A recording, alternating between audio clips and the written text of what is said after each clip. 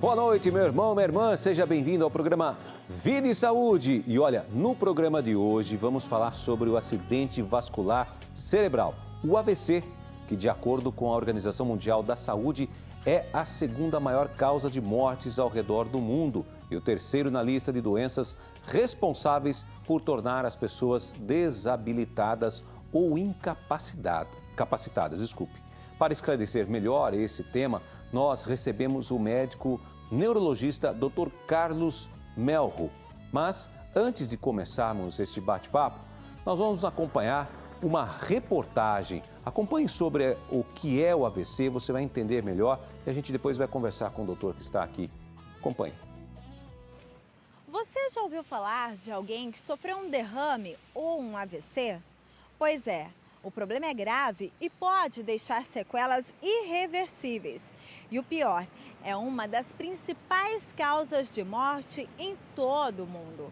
A partir de agora, você vai conhecer quais são os principais sintomas e como deve agir no caso de um acidente vascular cerebral.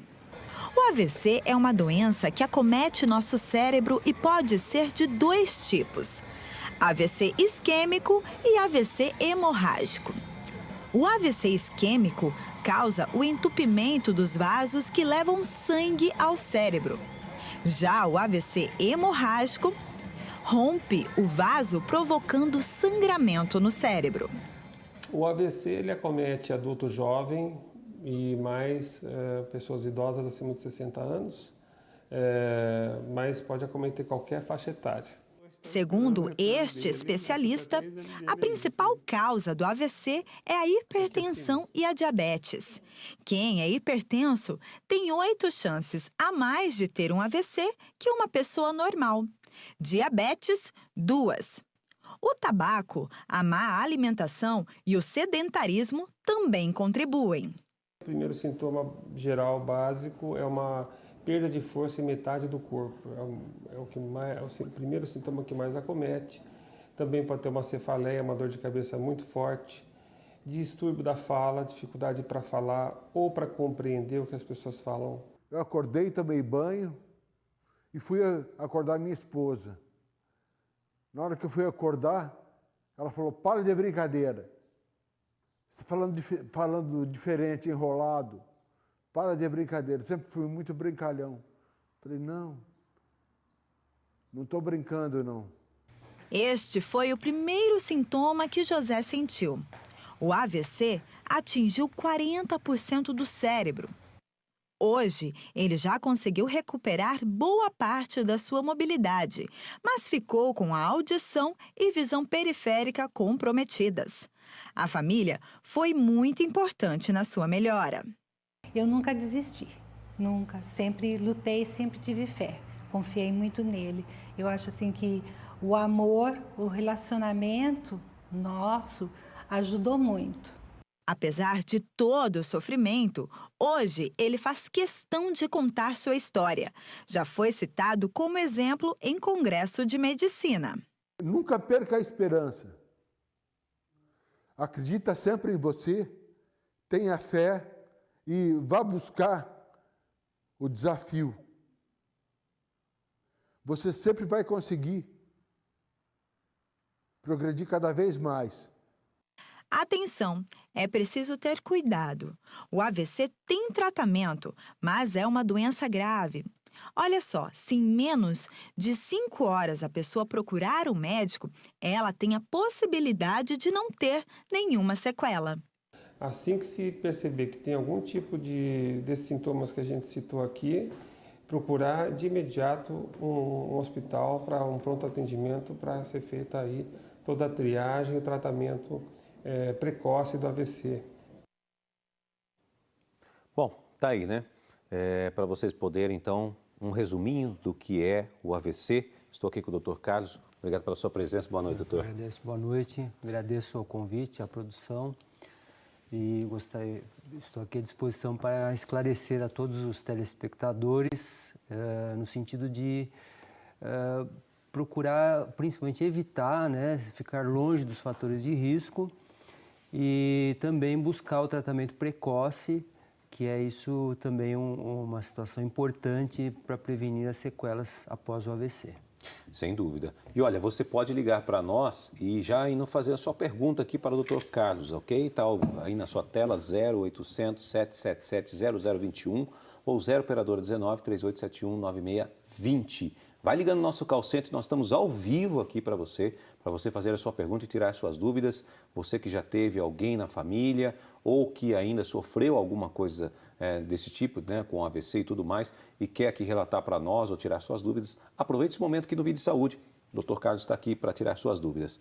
Doutor, é comum as pessoas sofrerem AVC? Ou muitas vezes até algumas pessoas sofrerem um AVC e nem saber que aconteceu isso? Principalmente no isquêmico? Sim.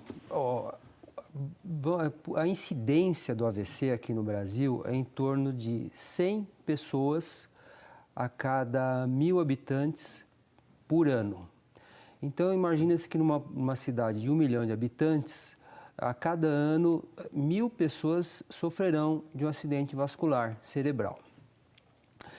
O diagnóstico, a apresentação clínica vai depender muito aonde foi localizado esse AVC, em que parte do cérebro e a extensão, o grau de dano àquele tecido cerebral.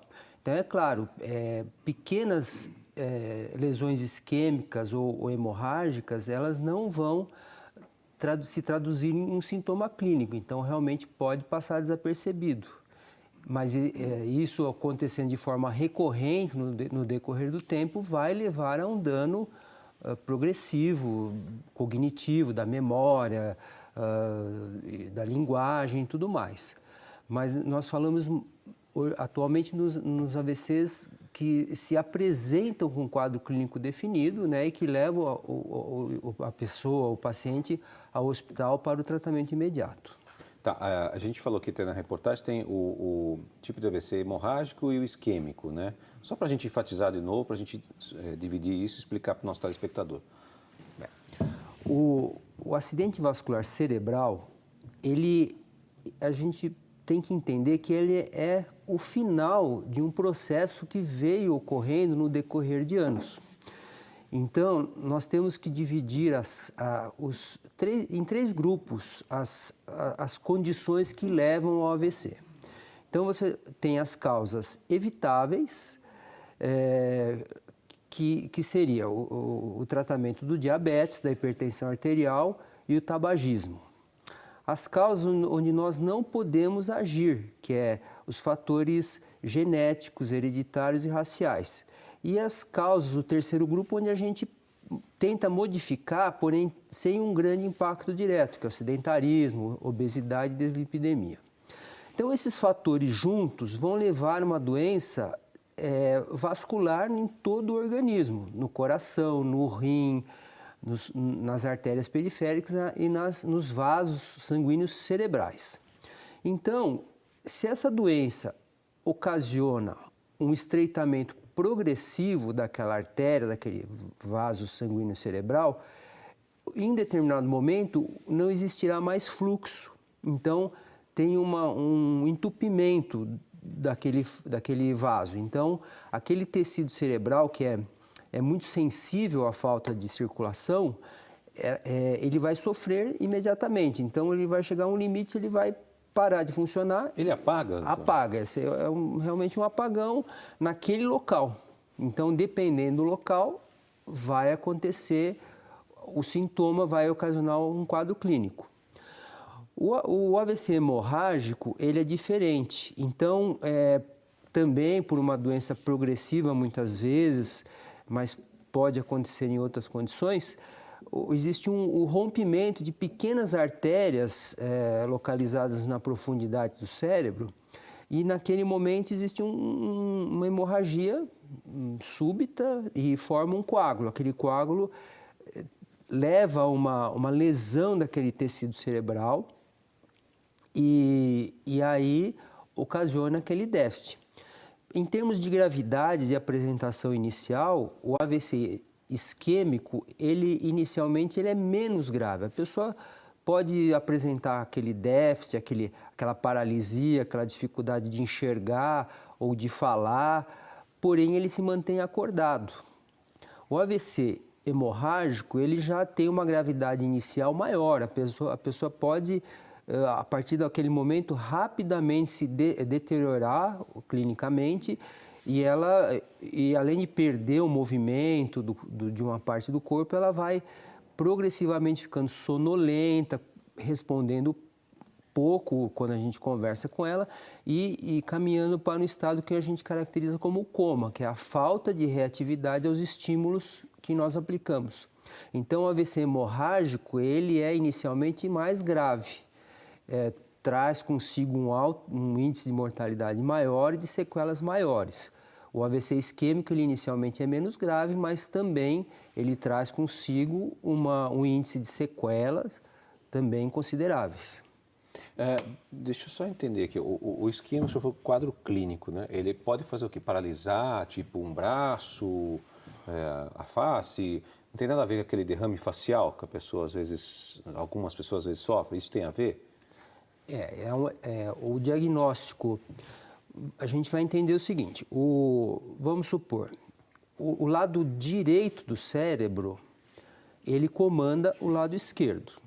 Então, se a pessoa, o paciente apresentar um entupimento súbito de uma artéria principal que irriga aquela parte do cérebro responsável pelo movimento do lado esquerdo, ele vai desenvolver uma paralisia do lado esquerdo, que a gente chama hemiplegia ou hemiparesia. Então, é isso que define o diagnóstico. Existe um tipo que é totalmente diferente do AVC, que é a paralisia do nervo facial. Aí o déficit é totalmente localizado na face e não é um problema intracraniano, é um problema do nervo facial, é algo periférico. E isso é claro, quem vai poder diferenciar é o médico numa atendimento de emergência.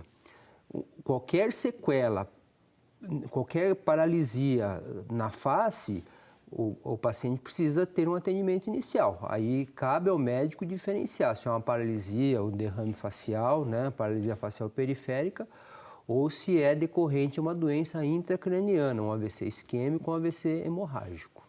O senhor falou aqui do hemorrágico, né? Só para a gente tentar entender, vamos ver se é para falar aqui para a população uma linguagem mais assim simples, é como se eu tivesse, porque o nosso cérebro é cheio de tensões nervosas, né? De estímulos nervosos, né? Que o senhor disse. Então, é a mesma coisa que se eu pegasse e jogasse água num monte de fiação, por exemplo, ela entraria em curto, é uma coisa desse tipo que a gente está falando? Por isso que paralisa os movimentos e leva até a morte? Vamos supor, no AVC isquêmico, o cérebro ele é o tecido do nosso organismo que mais consome energia. O consumo energético do tecido cerebral é altíssimo. E ele é muito sensível à falta do suprimento de oxigênio, que é essencial para que ocorra essa queima de energia, essa combustão, né? Então, a partir do momento que ocorra a interrupção de um fluxo de sangue levando oxigênio, principalmente, em 3 minutos em que esse fluxo é interrompido, a gente já tem o início de um dano tecidual que a partir de um determinado momento se torna irreversível. Então, o AVC isquêmico, ele ocorre uma desnutrição aguda daquele tecido cerebral. Ele morre porque ele não consegue manter o seu funcionamento, o seu tecido viável, então ele morre por esse mecanismo. O AVC hemorrágico já é como se houvesse um fator destrutivo mecânico.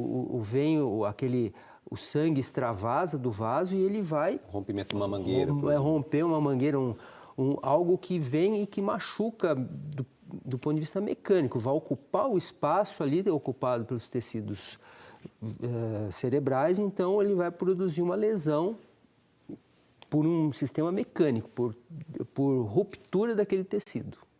Como se fosse em inglês é um stroke, né? Em inglês o AVC é chamado de stroke, quer dizer, é uma tempestade, é uma coisa muito súbita e que destrói por si, né? Então, o AVC hemorrágico, ele tem é uma lesão direta pelo sangue que vem e que rompe o tecido cerebral. Doutor, eu consigo descobrir que eu estou prestes a ter um AVC? Eu consigo? Tem sintomas que começam a me dar, tipo assim, sinais de que isso vai acontecer comigo? Como é que é isso? Existe uma forma de AVC, que é o AVC transitório, que existe é um AVC isquêmico, é uma forma, existe um entupimento rápido do fluxo sanguíneo cerebral. E aí o próprio organismo ele tem meios de produzir o desentupimento. Então, se isso é feito de uma forma muito rápida, o déficit neurológico ele é transitório, ele pode durar até 24 horas. Então, a pessoa não teve um AVC, mas ela teve um aviso, ela teve um sintoma que teve que ser diferenciado. Mas, tirando esse sintoma, que até diferenciar, a gente só vai saber que é um AVC isquêmico ou um AVC transitório, um ataque isquêmico transitório depois, não existe sintomas prévios, né? Por isso que chama, voltando ao stroke, né? É uma coisa súbita, uma coisa que vem do nada e acontece de repente. Mas existem pessoas propensas a ter isso. Por exemplo, no vídeo, no VT aqui, falou pessoas com hipertensão. Por exemplo, elas são propensas a ter um AVC. São aqueles 3 grupos. Então, os fatores que nós podemos modificar, que é a hipertensão arterial, o diabetes e o tabagismo. Então, nós podemos modificar. O sujeito é hipertenso e não cuida da pressão. Ele é diabético e não cuida do diabetes. Ele consome cigarro. Então, ele está no curso de ter uma doença cerebrovascular.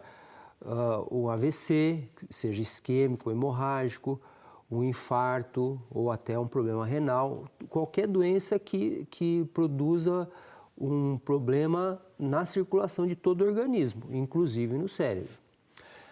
Aí tem os fatores que nós não podemos modificar. O fator genético, nós nascemos com a carga genética, a gente não tem como modificar esse fator.